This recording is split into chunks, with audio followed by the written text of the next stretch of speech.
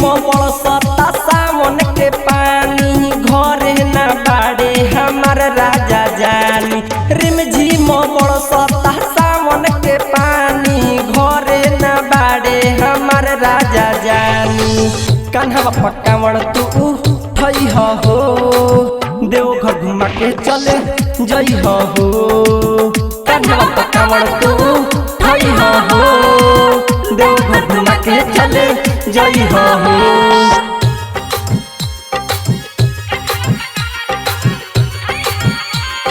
Mix by Chandan Pandey.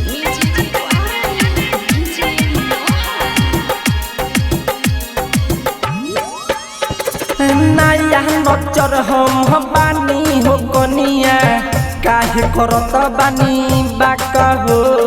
जाके बसल बानी रंगल दियाना अब की चले के बात हो।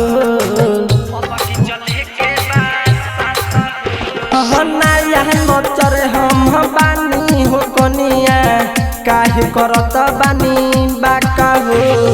जाके बसल बानी जाके लोदियाना अब की चले के बात हो।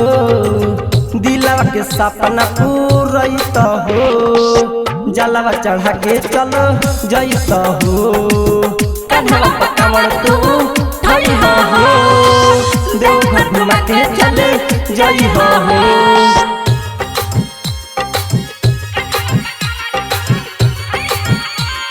Mix by Chandan Pandey.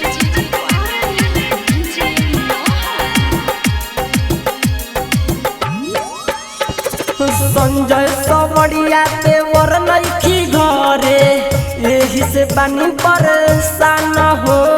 सुनिए सैया धड़कन लाला यादो अब की चले के संग हो।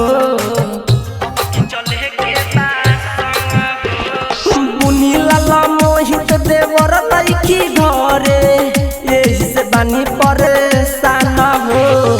सुनिए सैया धड़कन लाला यादो अब की चले के संग हो। राइटर अस्कन के बोलत हो जलवा चढ़ा के चल जैत हो।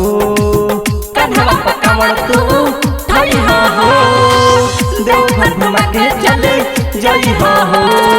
रिमझिम मोबड़ सता सावन के पानी घरे न बाड़े हमार राजा जानी। कान्हा पकावड़ तू उठई हो देवघर घुमा के चले जई हो। कान्हा पकावड़ तू उठई हो देवघर घुमा के चले जई हो। Mix by Chandan Pandey.